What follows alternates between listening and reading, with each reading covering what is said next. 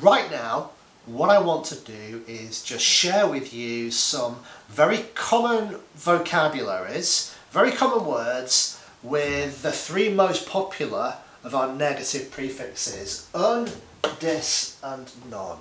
Now you can see with un, there are probably literally hundreds of words that take un to create the negative. I've just got a good selection here. Dis and non, again, there are lots and lots, but I've just given some examples. Yeah? So let's just take a quick look at the words of this vocabulary. Okay, so we'll start with un. So, unfair. If something is unfair, it is not correct. It's unfair that you give him 2 slices of pizza, but I only get 1 slice of pizza. That's unfair. Unemployed means that I am not employed. Unseen. Something that is unseen has not been seen by anybody. You might describe somebody as being unfeeling. You are unfeeling, that means you do not show or share your emotions very well. If you are uninformed, that means you have a lack of knowledge on a certain subject.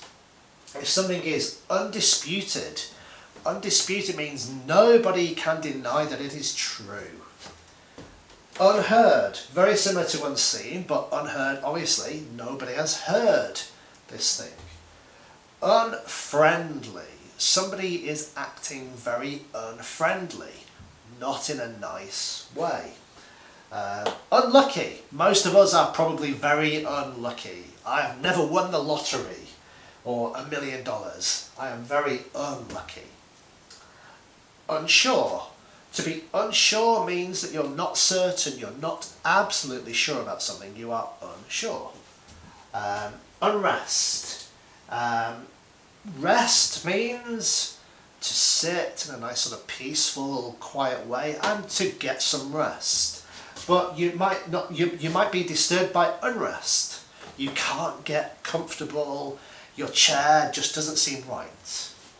Okay, unable. If you are unable to do something, it's very similar to the modal can't. Unhappy, we've already spoken about unhappy before.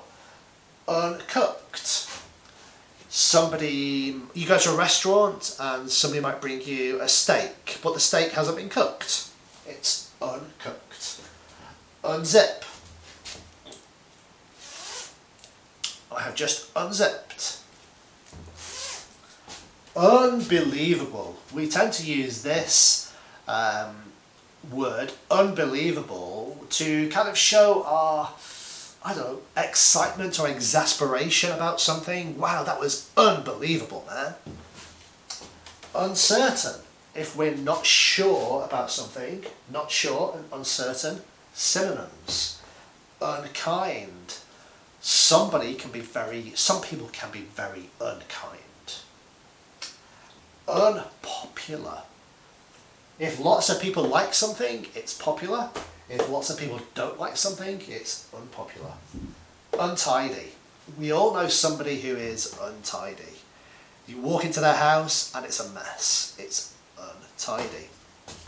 Okay, so here's just some good examples of how you can use un. Dis, another very, very popular negative prefix. I've only got a few examples here. Disagree. And if you remember, dis kind of means the opposite. So the opposite of agree is disagree. The opposite of appear is to disappear. The opposite of being honest is to be dishonest. The opposite of trust is distrust. Okay, non. So again, non, if you remember, just means the opposite or not.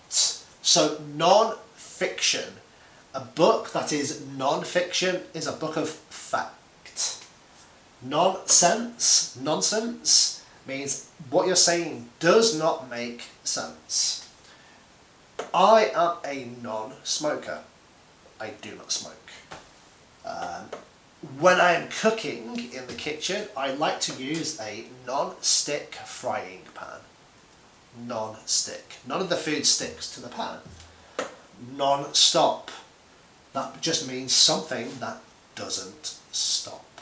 Now, I just want to explore with you in the next video a few more very interesting negative prefixes that we've not touched on so far.